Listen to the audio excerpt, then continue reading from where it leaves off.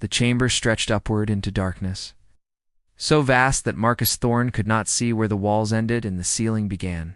Thousands of beings surrounded him, arranged in ascending circles that seemed to climb forever into the artificial twilight. Their eyes, in all their alien variety, watched him with a mixture of curiosity, contempt, and calculation. Marcus stood alone on a floating platform in the center of it all. The platform was transparent, making it appear as though he hovered above an infinite void. It was designed to make the accused feel small, powerless, isolated. The Galactic Council had perfected the art of intimidation over 3 million years of existence. Above him, ranged in the highest tier where the most powerful sat, were the true rulers of known space. The Velshara Empire commanded fleets that numbered in the millions. The Kar Dominion wielded psychic powers that could shatter minds across star systems. The Harax Confederacy possessed technology so ancient and advanced that younger species could barely comprehend it. These three, along with 7 others, formed the Inner Circle. They had maintained galactic peace for longer than human civilization had existed. A crystalline being, towering and radiant, activated the chamber's ancient protocols. Her thought voice, cold and absolute, filled every mind in the amphitheater. This was High Arbiter Veldana of the Kar Dominion, the most powerful psychic in known space, humanity of Earth. You stand accused of 17 violations of council law.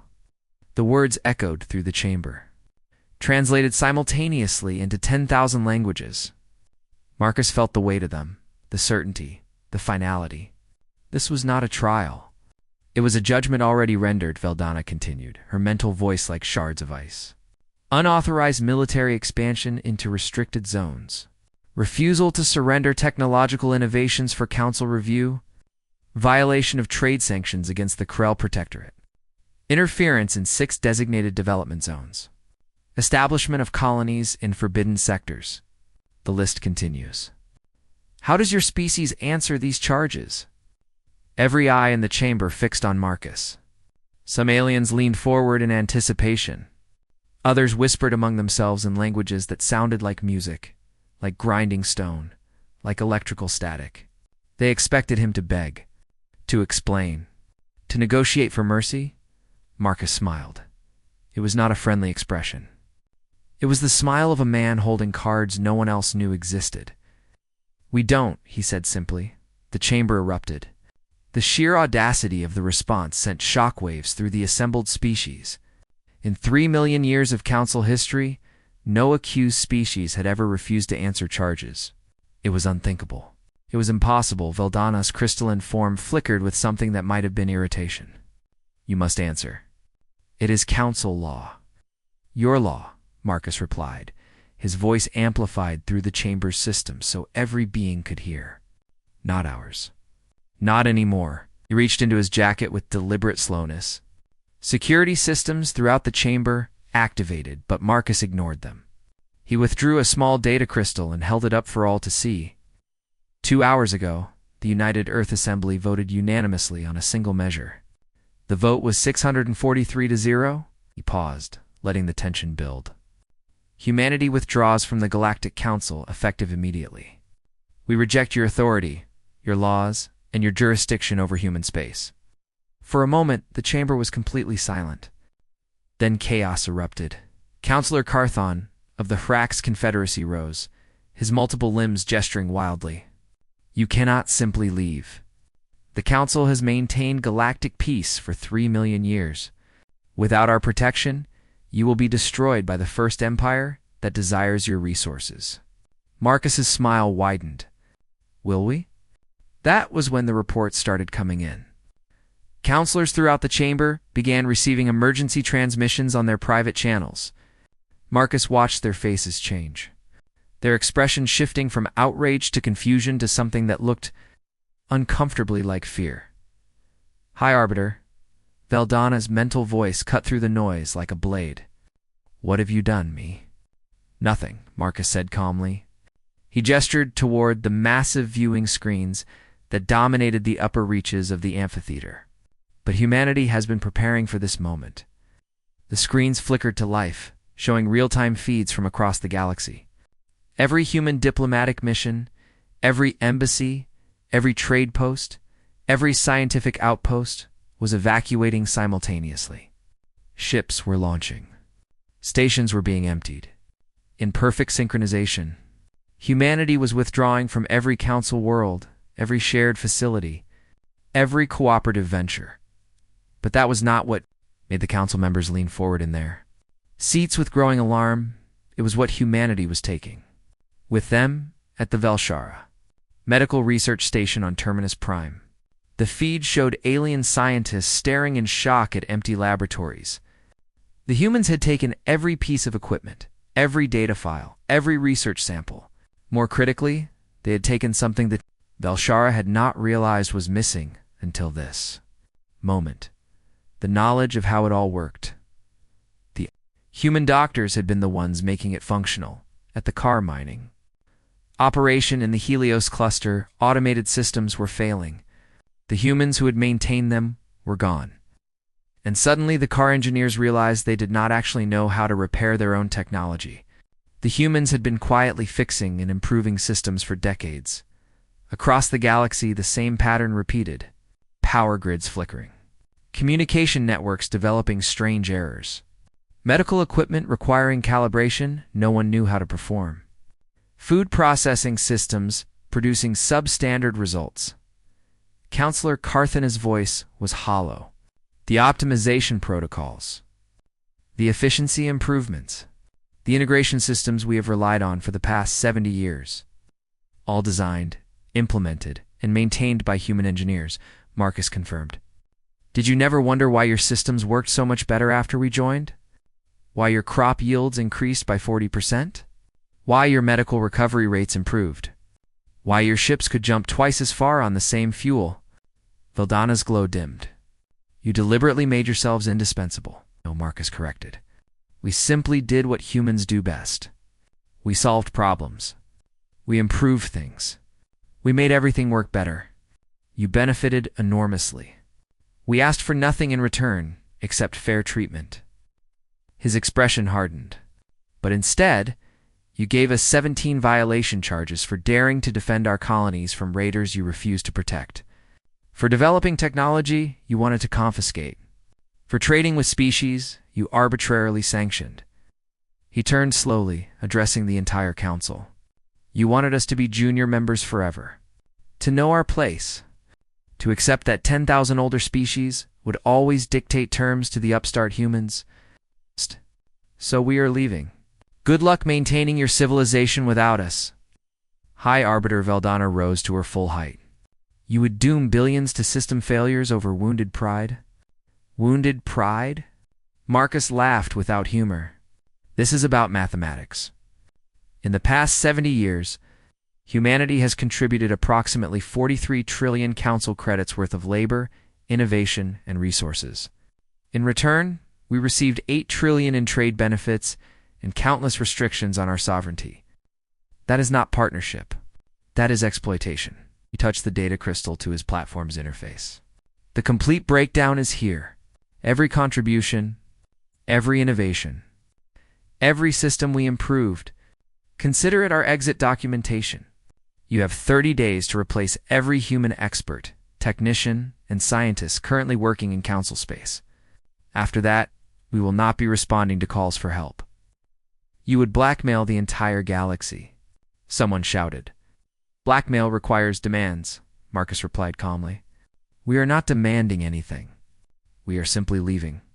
What you do with that reality is your choice.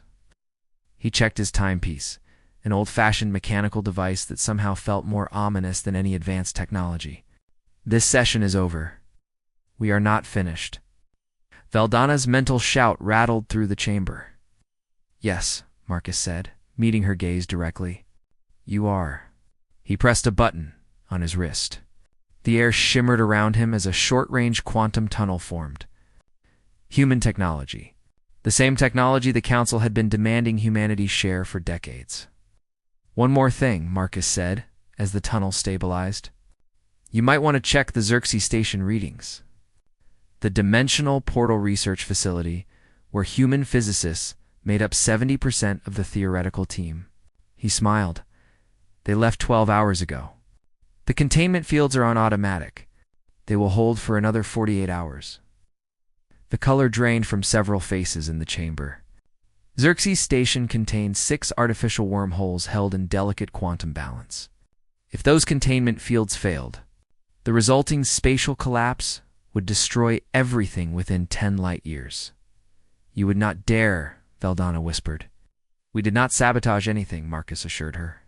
Everything is functioning exactly as designed, but the humans who understood how to maintain it are no longer available.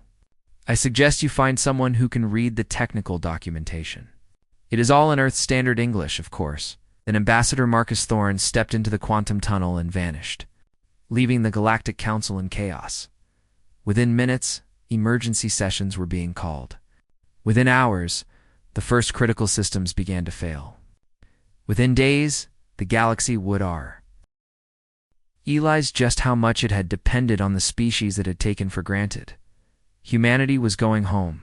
The galaxy would soon learn what happened when you treated your most valuable partners as disposable tools.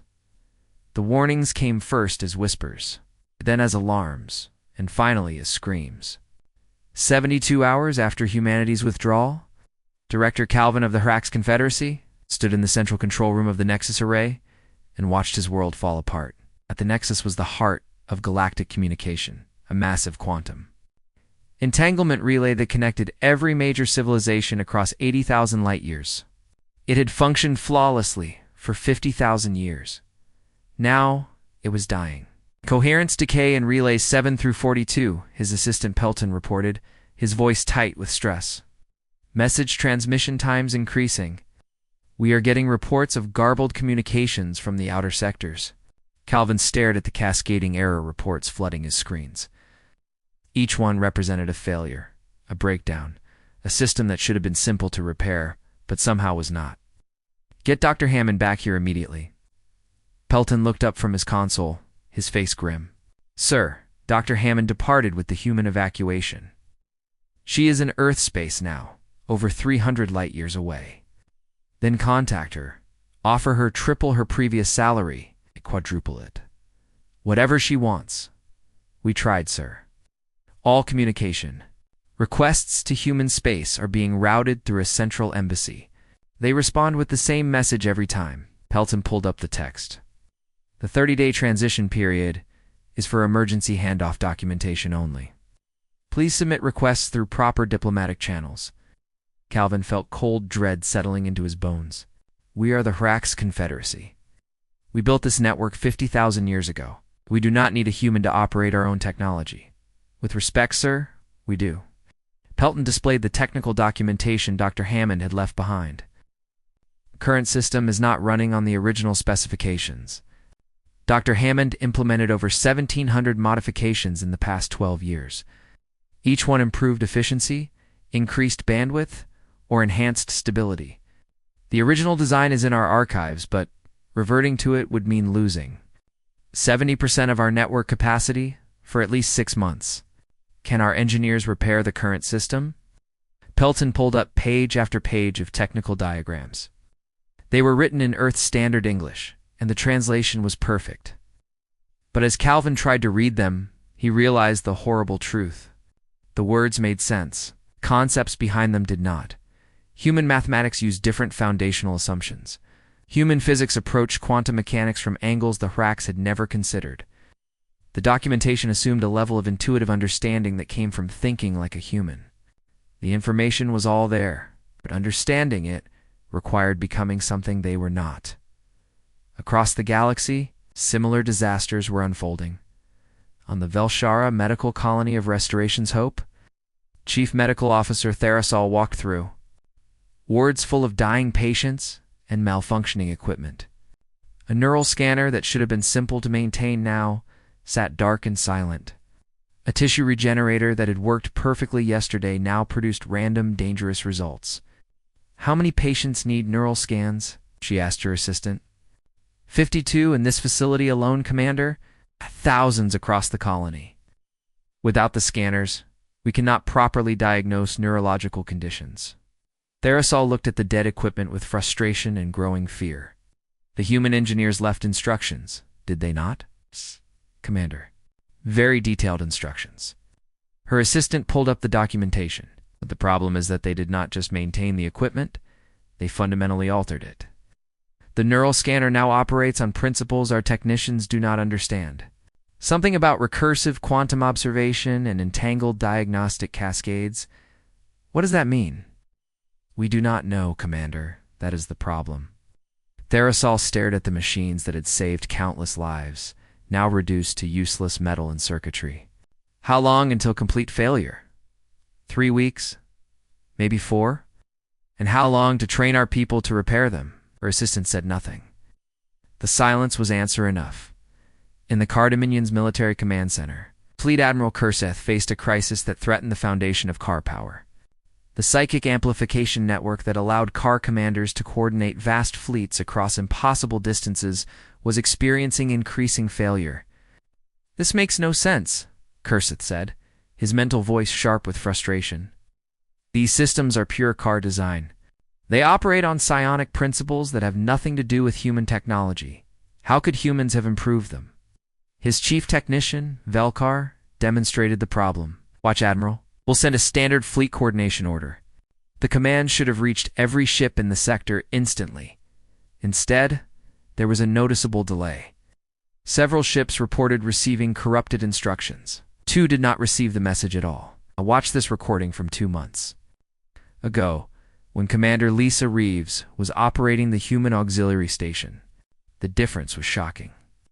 The transmission was instantaneous, crystal clear, and reached ships that should have been beyond range.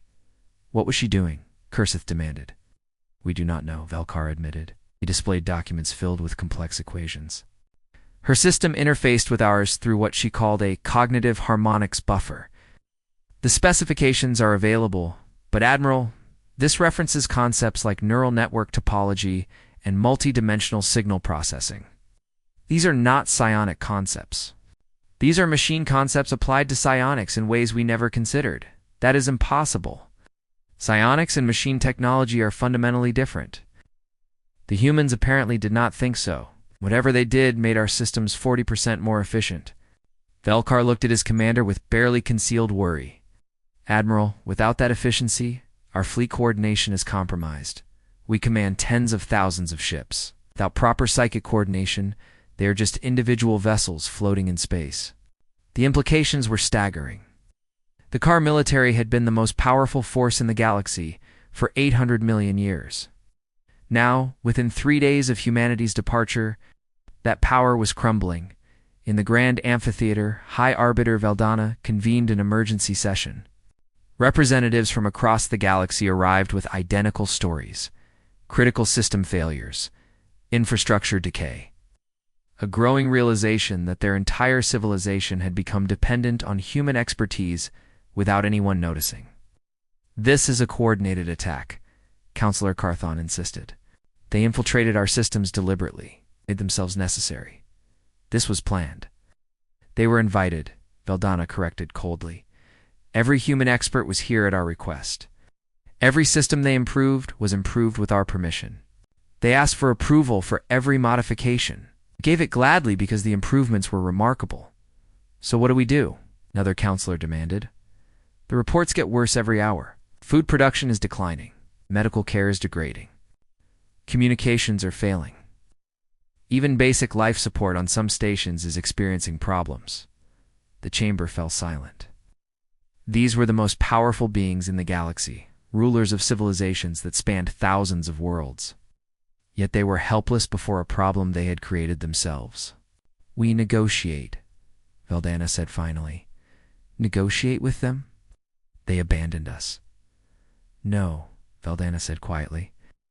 We drove them away. We charged them with 17 violations for doing exactly what any sovereign species should do, defending their territory, advancing their technology, and making their own trade decisions.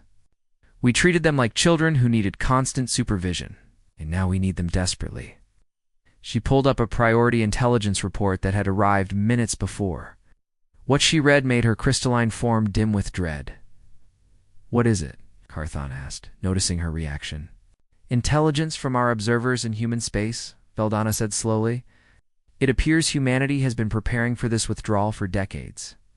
They have stockpiled resources, built hidden infrastructure, developed technologies they never shared with the Council. She projected the report for all to see. And they have begun rapid expansion into unclaimed space at a rate we have never seen before. That is impossible. We monitor all human activities. Apparently not. Veldana highlighted a section of the report. Humanity has secretly developed a new, faster-than-light drive. They call it a skip drive. According to our analysis, it is significantly faster than our wormhole technology. The implications settled over the Council like a burial shroud. Humanity had not just left, they had been preparing to surpass the Council entirely. How long? Carthon whispered. How long have they been planning this? The skip drive development began 83 years ago. Shortly after humanity first joined the Council, the silence was absolute. They knew, someone finally said. From the very beginning, they knew they would leave. Veldana nodded slowly. Or they knew we would eventually give them reason to. Perhaps they understood us better than we understood ourselves. What happens now? Carthon asked. Veldana looked at the growing list of system failures. The reports of infrastructure collapse, and the intelligence briefings showing humanity's explosive expansion. Now we learn what the galaxy looks like when humans stop helping us. Earth, in the command center of humanity's new capital station, Ambassador Marcus Thorne watched the reports flood in. Every human expert had returned home. Every piece of human-designed technology had been removed or rendered inoperable. And every secret development project was now accelerating without Council oversight. They are panicking, Commander Rivera reported. We are receiving hundreds of requests for technical assistance every hour. Let them accumulate, Marcus replied. We gave them 30 days for emergency handoffs. Anything truly critical, we will address. The rest can wait. And after 30 days? Marcus smiled as he looked at star charts showing humanity's expansion plans. After 30 days, humanity operates on its own terms. For the first time in 70 years, we are not asking permission.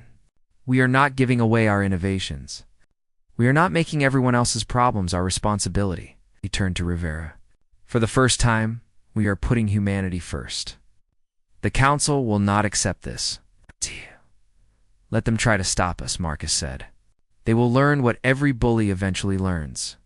You never realize how much you need someone until they are no longer there to hold you up. Another report arrived. Xerxes Station's containment fields had collapsed safely, but the station was now completely non-functional, without human physicists. The unraveling had begun, and humanity was just getting started. 3 weeks into the crisis, the Galactic Council was bleeding credibility from 1,000 wounds. Dr. Elena Kozlov sat in her new office aboard Earth's orbital research station and watched the news broadcasts from across the galaxy. Her former workplace, the Crystal Sanctum, appeared on screen. It had been the finest medical facility in Velshara space. Now, it stood nearly empty. Her successor, a Velshara physician named Talmar, was being interviewed. His healing tendrils drooped with exhaustion as he spoke to the reporter.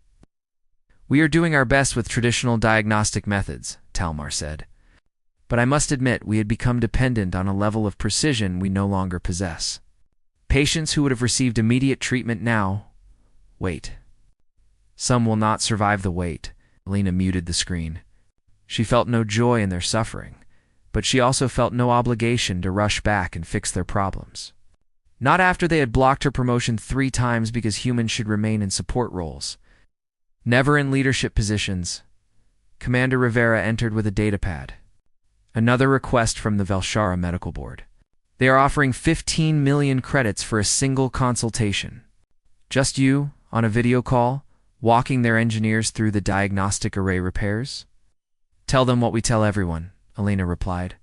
Submit the request through official diplomatic channels. We will consider it. People are dying, Doctor. People die every day, Commander. Elena turned back to her work. They did not seem concerned when human colonists died on Kepler 442, because raiders attacked, and the Council refused to send aid. They said it would interfere with local jurisdiction. She met Rivera's eyes. We are not being cruel. We are simply no longer being exploited. The Car Dominion faced a different nightmare. Their fleet, the terror of the galaxy for 800 million years, was fragmenting before their eyes. Fleet Admiral Kurseth stood in his command center, watching formations that should have moved as one unit instead drift apart in confusion. Where he once coordinated 1,000,000 ships with perfect precision, he now struggled to maintain cohesion in a single battle group. "This is humiliating," he muttered through his mental voice. "This is strategic collapse," his technician Velkar corrected. "Admiral, we must consider reorganizing the entire fleet structure. Smaller, autonomous units that do not require centralized psychic coordination. Do you understand what you are suggesting? Our entire military doctrine depends on synchronized strikes from multiple vectors simultaneously. Without coordination, we are just another fleet. Average, unremarkable." Kurseth pulled up the request he had been drafting for days. A formal appeal to Earth's military liaison office, begging for technical assistance. The compensation package was staggering. Technology transfers, trade concessions, territorial considerations. "Send it," he finally ordered. "Market, maximum priority." 2 hours later, the response arrived. It was brutally brief. Request received. Processing time, 6 to 8 weeks. Please note that Earth's military protocols require Council recognition of human sovereignty in disputed sectors before technical assistance agreements can be negotiated. Kurseth read it 3 times, disbelief growing with each reading. They were being polite, professional, and completely unmoved by his crisis. Worse, they were using his desperation as political leverage. "They are playing power games with us," he said. "They are learning from us," Velkar replied quietly. "We've played power games with them for 70 years. Meanwhile, High Arbiter Veldana convened what historians would later call the Council of Reckoning. Every major species sent their highest representatives. The atmosphere was toxic with fear and recrimination. "We must discuss terms of negotiation," Veldana began without preamble. "Humanity has made it clear they will not return to their previous status. If we want their assistance, we must accept new conditions." "Negotiate." The representative from the Crix Unity rose sharply. "We are the Galactic Council. We govern 10,000 species. We do not negotiate with one primitive planet." "One primitive planet," Counselor Carthan said bitterly, "that currently holds the knowledge to repair our entire infrastructure. One primitive planet whose absence is causing civilization-wide system failures. One primitive planet that we apparently cannot function without." "This is temporary," another counselor insisted. "We need time to train our own experts." "To understand the systems humans modified, how much time?" Veldana asked sharply. She projected a new analysis that made several counselors physically recoil. "Our best scientific minds estimate it will take between 12 and 50 years to fully understand and replicate human improvements." 50 years. She let that number hang in the air. How many of our citizens will die in 50 years? How many colonies will fail? How many civilizations will collapse? The silence was damning. "We have another problem," Carthon added. "Intelligence reports that several species are pursuing independent arrangements with humanity." "What kind of arrangements?" "Direct bilateral agreements, trade deals, technology exchanges, all outside Council authority." He displayed a list of names. "The Tillari Commonwealth has approached Earth about medical technology partnerships. The Prax Federation is negotiating for human engineering support. Even some Council member species are exploring independent agreements." A representative from the Zethar Collective spoke, her voice dripping with bitterness. "Can we blame them? The Council has proven unable to maintain basic services. If individual species can get what they need directly from humanity, why would they rely on us?" "Because that is not how the Council works," someone protested. "The Council works," Veldana said slowly, "because species believe it provides value. Right now, we provide only failure. Humanity provides solutions." She pulled up another report, one that made her want to scream. "Our economic analysts have completed long-term projections. The numbers are catastrophic. Gross galactic product will drop by 18% minimum. Trade efficiency will decline by 30%. Medical outcomes will worsen by 20 to 40% depending on species. Technological progress will effectively halt for at least a generation. Impossible, someone whispered. Howdy! Veldana corrected. We never realized how much human innovation drove galactic advancement. They did not just maintain our systems. They constantly improved them. Small innovations, implemented quietly, that accumulated into revolutionary changes. Without that constant improvement, we stagnate. We decay. We fall. So we have become their dependents, Carthon said, the word tasting like poison. No, Veldana replied. We have simply lost the luxury of pretending they needed us more than we needed them. In Earth's central diplomatic complex, Ambassador Marcus Thorne reviewed the flood of communications, requests, demands, threats. Please, each one carefully catalogued and filed. The Council has requested formal negotiations. Ambassador Jackson Cole reported. They want to discuss humanity's return to the Council. Return? Marcus raised an eyebrow. Interesting word choice. Tell them humanity is willing to discuss establishment of new diplomatic relationships. But discussion of return is not on the table. They will not like that. They do not have to like it. They just have to accept that the old arrangement is dead. Marcus pulled up a star chart showing humanity's rapid expansion. We have established 17 new colonies in unclaimed space in 3 weeks, Jackson. Our skip drive lets us reach sectors that would take decades with conventional technology. We are growing faster than any species in recorded history. The Council sees it as aggressive expansion. The Council sees everything we do as threatening. When we defended our colonies, we were militaristic. When we developed new technology, we were destabilizing. When we succeeded, we were dangerous. Marcus smiled. But now, we are not asking for approval, and that terrifies them. Jackson hesitated. Marcus, did we plan all of this? The dependency they developed, the timing of our withdrawal. Marcus shook his head. We did not infiltrate anything, Jackson. We just did what humans always do. We saw a problem. And fixed them. We saw an inefficiency and improved it. We saw potential and developed it. That is not conspiracy. That is human nature. But we knew they would become dependent. We knew they would benefit from our help. That they failed to learn from it, failed to understand it, failed to appreciate it. That is their failure, not ours. They could have studied our methods. Instead, they just took the results and assumed they deserved them. And the skip drive? The hidden preparations. Marcus smiled. That was good planning.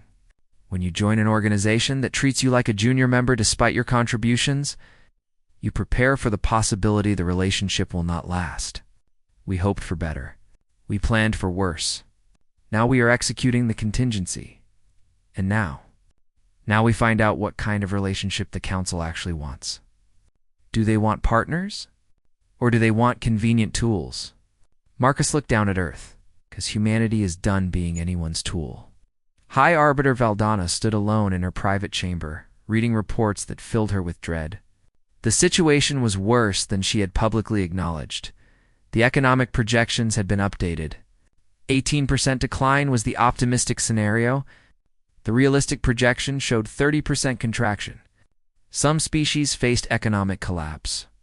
Some colonies would become unsustainable. Some civilizations would regress to pre-space flight levels, and humanity. Humanity was experiencing an economic boom. With all their experts home, with all their innovations serving human interests exclusively, they were advancing at impossible rates. A classified intelligence report that morning revealed. Human scientists had achieved a breakthrough in controlled gravity manipulation. The implications were staggering. Artificial gravity for ships, gravity-based weapons, potentially gravity-assisted travel that could surpass even their skip drive. They were not just leaving the Council. They were preparing to eclipse it entirely. Veldana drafted a message to the Council's secret inner chamber, the body that made real decisions. We face civilizational crisis. We can attempt to force humanity into submission through military or economic pressure. Intelligence estimates less than 15% chance of success and 60% chance of catastrophic blowback. Or we accept reality. Humanity is not a junior member. They are an equal power. The question is whether we acknowledge this before complete collapse or after. She sent the message and waited on Earth. Marcus received an unexpected communication. It came from the Tillery Commonwealth, bypassing official council channels. Ambassador Thorne, I write not as a council member, but as a leader of my people. We have watched your contributions for 7 decades. We have seen your innovations dismissed, your warnings ignored, your achievements minimized. We remained silent. For that, I apologize. The Tillery Commonwealth wishes to propose a bilateral relationship outside council structures. We believe humanity deserves better partners. We hope to be among them. Marcus read it twice, then smiled. The cracks in the council were not just forming. They were spreading, and humanity stood ready to build something better from the ruins. The message from the Tillery Commonwealth was just the first crack in the dam. Within 3 days, Ambassador Marcus Thorne's office was drowning in similar communications. 17 different species, all seeking direct relationships with humanity, all carefully avoiding any mention of council approval. This is unprecedented. Ambassador Cole observed, scrolling through the flood of requests. Some of these species have been council members for hundreds of thousands of years. They're essentially abandoning protocol. Marcus studied the list carefully. These were not desperate minor powers seeking scraps. These were major civilizations. The Prax Federation alone controlled 600 star systems and possessed one of the galaxy's largest merchant fleets. They are not abandoning protocol, Marcus corrected. They are abandoning the council. There is a difference. The Grand Amphitheater, High Arbiter Valdana, called another emergency session. Several seats were conspicuously empty. Where is the Tilati representative? Councillor Carthon demanded. The Tillery Commonwealth has submitted formal notification. Valdana replied, her crystalline form flickering with stress. They are reconsidering their commitment to exclusive council trade agreements. That violates their membership charter. Does it? Or are they exercising the same sovereignty humanity claimed? Valdana projected the relevant law. The charter forbids military alliances outside council structure. It says nothing about bilateral trade agreements. It's because no one has ever tried it before. The spirit of the law is clear. The spirit of the law, a new voice interrupted sharply, is whatever serves council interests at any given moment. The speaker was Representative Castar of the Prax Federation. His tone was harsh, cutting. For 3 weeks, we have watched infrastructure crumble while the council debates procedures. For 3 weeks, we have lost citizens to medical failures and system breakdowns. And what has the council done? Filed reports. Formed committees. Discussed theoretical approaches while people die. We are following proper procedures, Carthon protested. Proper procedures? Castar's voice rose. My homeworld's orbital stations are losing life support. 800,000 citizens are in danger because environmental systems maintained by humans are failing. The council's proper procedure is to form a study committee? He shook his head in disgust. No. The Prax Federation will not watch our people die for council pride. He turned to address the full chamber. Yesterday, I signed an agreement with Earth's diplomatic corps. In exchange for opening 3 worlds to human settlement and providing rare minerals, Earth will send engineering teams to restore our critical infrastructure. The contract was negotiated in 6 hours. 6 hours to accomplish what the council failed to do in 3 weeks? The chamber erupted in chaos. Multiple voices shouted at once, creating a storm of accusation and outrage. Valdana forced mental silence. You have violated council unity? She declared. Castar replied calmly. I have saved my people, and I will not be the last. He was right. Within 24 hours, the Tillery Commonwealth announced a comprehensive medical partnership with humanity. The Zedar Collective revealed secret negotiations for military technology exchanges. The Krill Harmony shocked everyone by announcing a joint colony with humanity in disputed space. the Galactic Council was not just losing credibility, it was fragmenting in Earth's Strategic Command Center. Admiral James Kowalski watched the political landscape shift in real time. The holographic display showed allegiances breaking, new partnerships forming, old certainties crumbling. The Council is fragmenting faster than we projected, he observed. 5 major species have established direct relationships with us. Intelligence suggests at least 10 more are considering it. Is this what we wanted? Asked General Park Sujin. The collapse of galactic order? Marcus Thorne, present for the strategic briefing, shook his head. We did not cause this collapse. We removed the support holding up a structure that should have fallen years ago. The Council's unity was based on shared benefit and mutual respect. When they stopped providing the first and never offered the second, the foundation was already cracked. We are still vulnerable, Kowalski pointed out. Some Council members have massive fleets. If they decide to enforce unity through military action, they will not, Marcus interrupted. Watch, he pulled up classified intelligence. The Hrax Confederacy just discovered that 40% of their weapon systems have human-designed components. Not maintained by humans, designed by human engineers on joint projects. Those systems still function, but without human technicians for updates and modifications, they are becoming obsolete. They cannot replace them. Park asked, replace them with what? Human weapons design philosophy is fundamentally different. More adaptable, more efficient, more lethal per unit mass.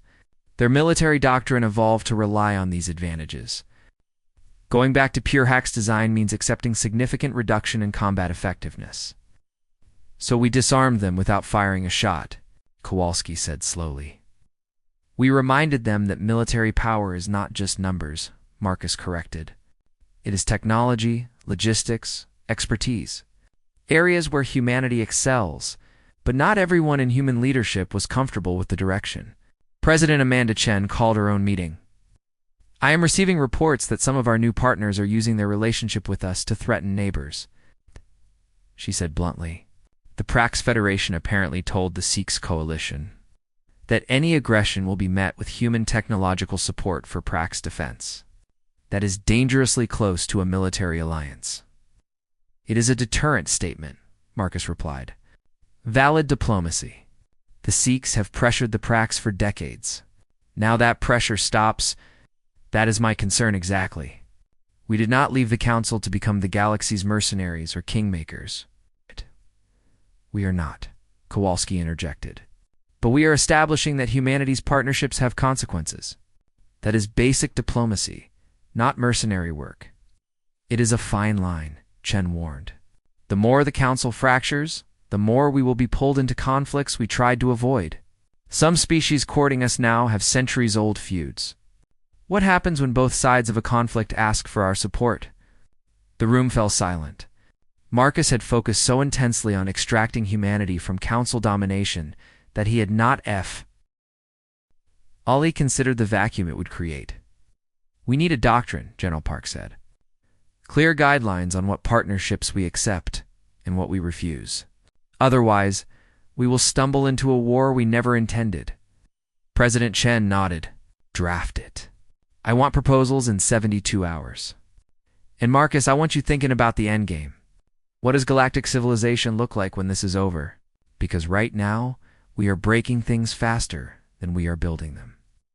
In the Council chambers, Valdana faced a rebellion she never anticipated. The inter-chamber meeting had become a confrontation between those wanting to force humanity into submission and those recognizing the futility. We still have military superiority, Admiral Kurseth insisted.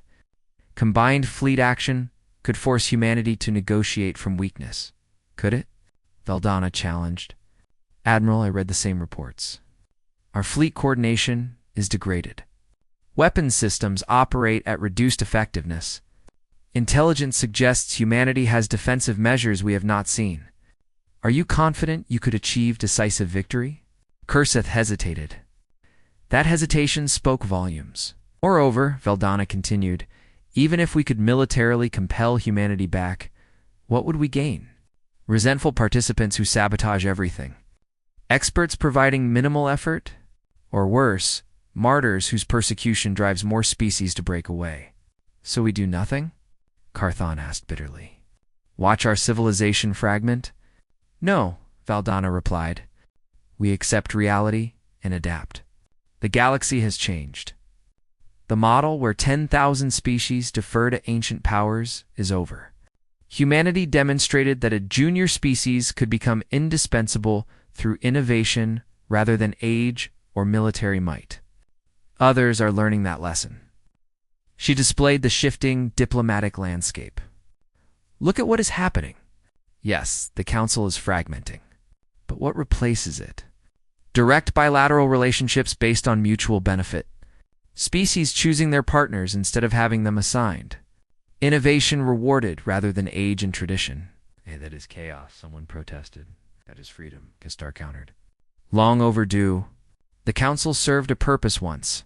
It maintained peace when the galaxy was chaotic. But we became ossified, conservative. We punish innovation and reward conformity. Humanity's departure did not destroy a thriving institution. It collapsed a house of cards already falling. The debate raged for hours. Valdana could see which way the wind blew. The Council, as it had existed for 3 million years, was finished. The question was, what would replace it in human space? Marcus stood in the observation deck of the UES Endeavour, humanity's newest vessel. Built with skip drive technology and incorporating innovations kept secret during Council membership, it represented the next generation. Commander Rivera joined him. The Council finally responded to our negotiation offer. They are requesting a formal summit. Terms. Surprisingly reasonable. They acknowledge humanity's sovereignty. They are willing to discuss restructuring membership categories. They even offer technology sharing as equals rather than gifts to juniors. Marcus smiled. They are scared, yes, but also pragmatic. Valdana included a personal note. Rivera handed him a data pad. She says, the Council's greatest failure was treating humanity like children when you were already our equals. Perhaps it is time to begin again, with honesty about our mutual interdependence. Ow. Marcus read it twice. In its way, an apology, an acknowledgement, a surrender. But was it enough? What do you think? Rivera asked. Do we accept? Marcus watched the stars, thinking about everything humanity had endured.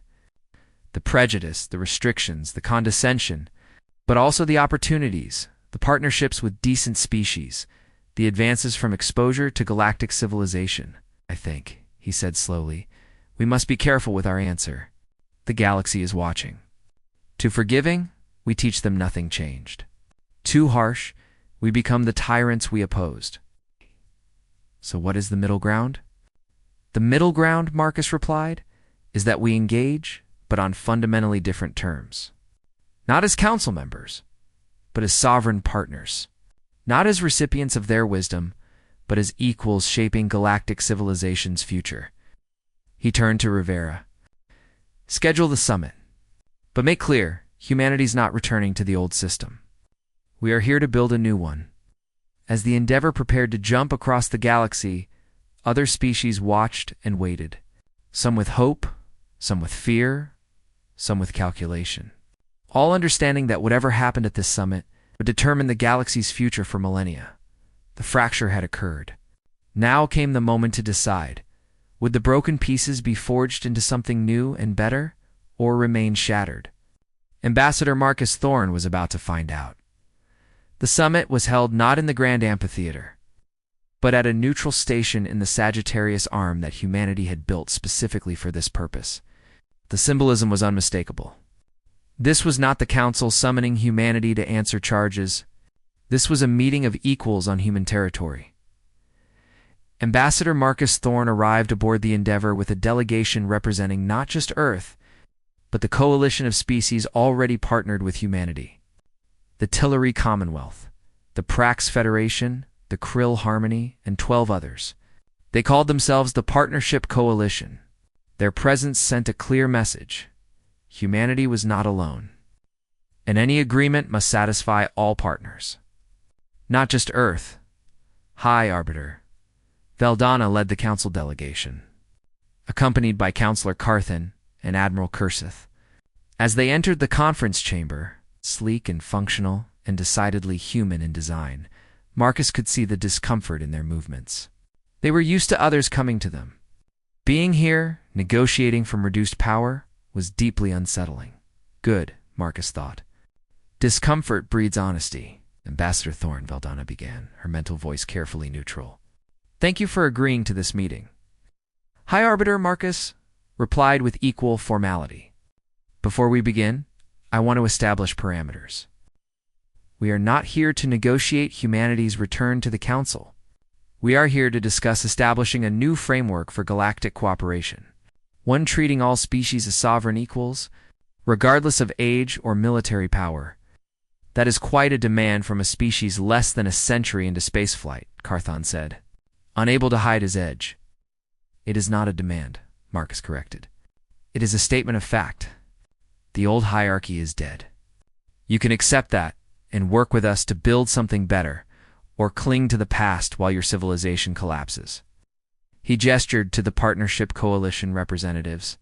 We are not alone in this belief. The question is whether you are willing to accept it. The negotiations lasted 6 days. They were tense, often heated, and several times nearly broke down completely. On the second day, Admiral Kurseth raised the military question directly. You have compromised our fleet coordination, weakened our defenses. How can we trust this is not preparation for military expansion? Commander Rivera, representing Earth's military, responded precisely.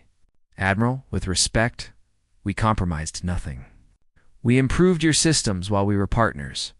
We took our expertise when you made clear we were not valued. If your systems are degraded, that is because you became dependent on support without understanding the technology. That is a distinction without a difference. No. It is the difference between sabotage and natural consequences, Rivera countered. To address your concern, humanity has no interest in military expansion. We want to explore, settle new worlds, advance knowledge. We want security, not empire. We will offer a non-aggression compact, but it must be mutual and recognize our sovereignty in claimed space. What about disputed sectors? Kurst pressed. You establish colonies in areas the Council considers. Areas the Council arbitrarily declared off limits 70 years ago. When humanity was new and had no say, those declarations are void. If other species have legitimate claims, we can discuss boundaries. But we will not accept Council decree on our expansion. The third day focused on economics. Representative Castar raised a point that made Council members visibly uncomfortable. For decades, the Council used trade regulations to control development, tariffs on advanced technology, restrictions on industries, requirements to purchase from Council-approved vendors. Humanity showed us another way. Open trade based on mutual benefit rather than political control. Those regulations exist to maintain stability, Carthan argued. Without them, you would have economic chaos, predatory practices, or competition, Castar shot back. Free exchange of ideas, species developing their own solutions rather than being forced to accept whatever dominant powers provide. The regulations did not maintain stability. They maintained your monopolies. The argument revealed deep fissures within the Council delegation itself. Some had benefited from the old order. Others had chafed under restrictions. They only now felt free to challenge. The fourth day brought the real breakthrough from an unexpected source.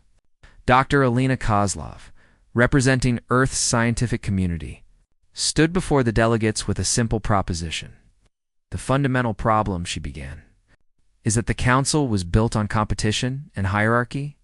Ancient species at the top, newer species at the bottom, technology and knowledge hoarded as tools of power rather than shared for collective advancement. Humanity did not break this system because we are special. We broke it because we approached galactic civilization as a problem to solve. Rather than a hierarchy to climb. She displayed holographic data showing technological advancement over 70 years. Look at the evidence.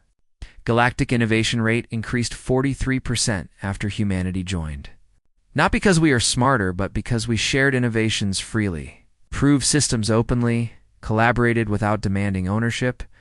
We made everyone better, including ourselves. Then why did you leave? Veldana asked quietly. Because free sharing only works when all parties operate in good faith, Alina replied. When one party views cooperation as exploitation and contributions as obligations, the relationship becomes toxic. We left because we were punished for success, restricted from advancing, treated as tools rather than partners. She paused before continuing.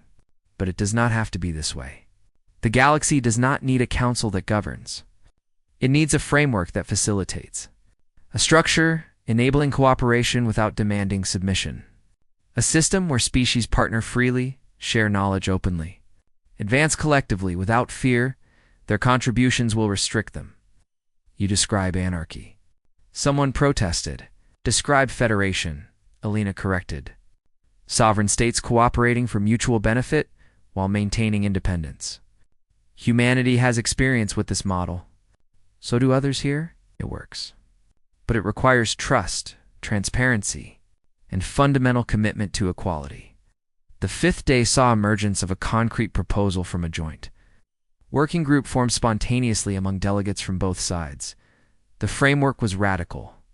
Dissolve the Galactic Council as governing body and replace it with the Galactic Federation.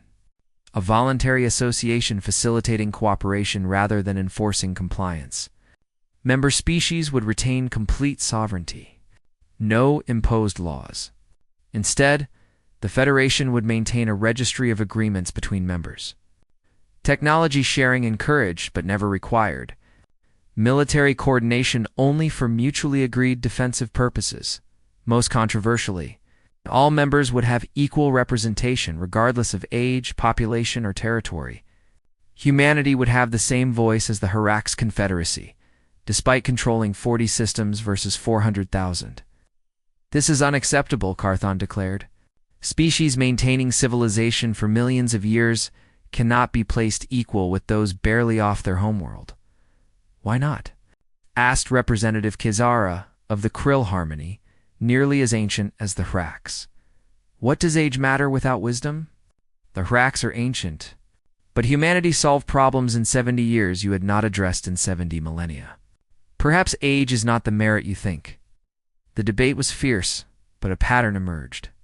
Younger council species, those joining in the last million years, largely supported the framework. Ancient powers were split. Some recognized maintaining the old system was impossible. Others clung to traditional privilege. High Arbiter Veldana watched with mixed sadness and hope. The council that had been her life's work was dying, but perhaps something better was being born. On the sixth day, she made a decision that shocked the galaxy. It's the Car Dominion, she announced. Her mental voice, clear and strong, supports the Federation framework. We renounce our privileged status and commit to equality of representation. How? The chamber fell silent.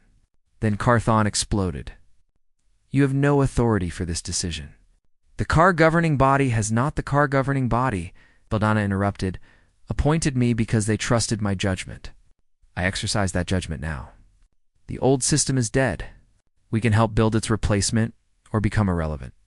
I choose to build. Her declaration broke the deadlock. Within hours, 6 more ancient species announced support for the Federation framework. Others, including humanity's newer partners, quickly followed. By day's end, the basic structure was agreed. Details would take months, but the direction was set. Humanity would not return to the Council. Instead, the galaxy would transform to meet humanity's vision. 3 months later, Galactic Federation was officially established. The first Federal Assembly convened on the same neutral station. Ambassador Marcus Thorne represented Earth, one voice among hundreds, each equal in standing. The transformation was not painless. Several species refused to join, clinging to the old council structure. They formed a diminished compact of traditional powers, claiming legitimate continuation of governance. Few recognized their authority, but for most of the galaxy, change brought unexpected benefits. Technology sharing increased dramatically. Scientific collaboration reached unprecedented levels. Economic growth surged as species freely traded innovations. Medical outcomes improved as best practices spread without bureaucratic barriers. Humanity thrived. Free from restrictions, human scientists pushed boundaries in every field. The skip drive was refined and shared with Federation partners. Gravity manipulation revolutionized construction and transport. Human medical techniques, combined with alien knowledge, extended lifespans across species. But the greatest achievement was subtler.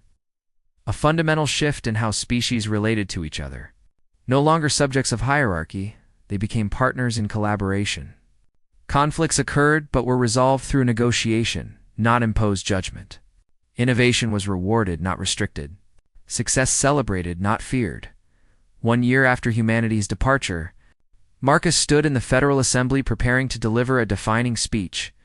A year ago, he began, humanity walked away not because we rejected civilization, but because we believed civilization could be better. We believed cooperation based on respect was more powerful than hierarchy based on tradition. We believed free exchange of knowledge would advance everyone faster than jealously guarded secrets. We believed sovereignty and collaboration were not contradictions but complements. He looked around at hundreds of species representatives. Ancient Card-2 species, achieving spaceflight only decades ago. All equal. All partners. Today, we have proven those principles correct. The Federation is not perfect.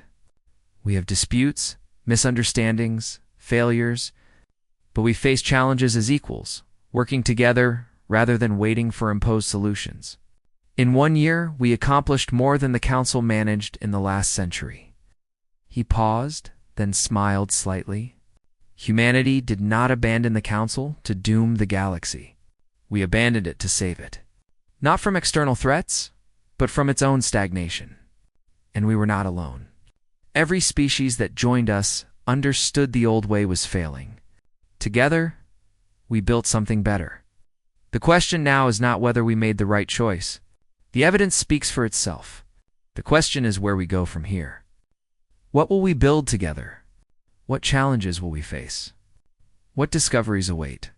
These questions we will answer not as subject species following ancient powers, but as partners exploring the galaxy together. The applause was thunderous.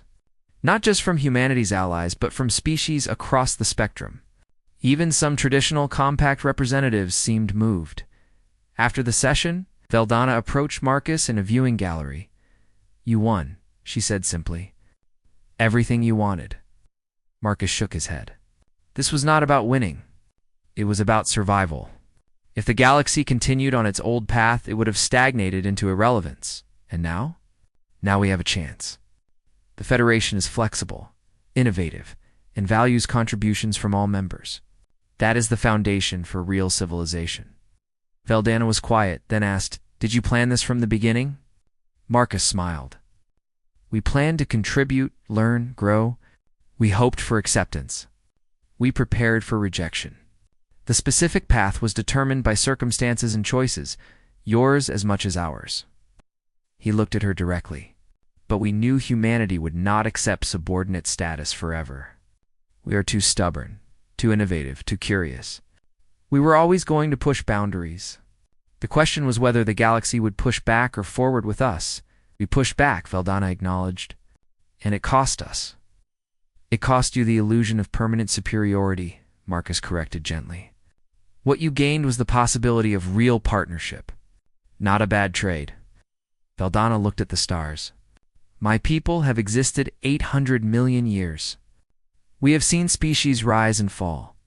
In all that time, I never imagined we would learn the most important lesson from a species barely a century into spaceflight. That age without wisdom is stubbornness.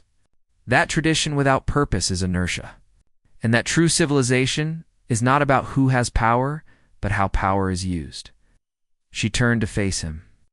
"Humanity taught us that. For that lesson, painful as it was, I am grateful." They stood together watching ships of 100 species coming and going. each pursuing their goals within the framework of mutual cooperation the Federation provided. Somewhere in the galaxy, children who had never known the Council Pla, yet with alien friends, learning languages and cultures without any sense such cooperation was revolutionary.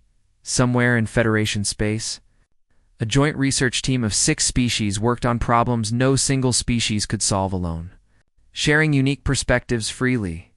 Somewhere in the darkness between stars, a human exploration vessel pushed into regions no one had reached, driven by that most human trait, curiosity about what lay beyond. The galaxy had changed. The Council's judgment had fallen not on humanity, but on itself. From the ruins of the old order, something better had emerged. Humanity had not abandoned the galaxy to chaos. They had abandoned a system that needed to die so something new could be born. And in doing so, they showed the galaxy what it meant to be truly civilized. Not to dominate, but to cooperate. Not to hoard, but to share. Not to control, but to enable. The galaxy realized it was over. The old ways, the old hierarchies, the old assumptions. All over. And that, Marcus reflected watching the stars, was exactly when the real work could begin.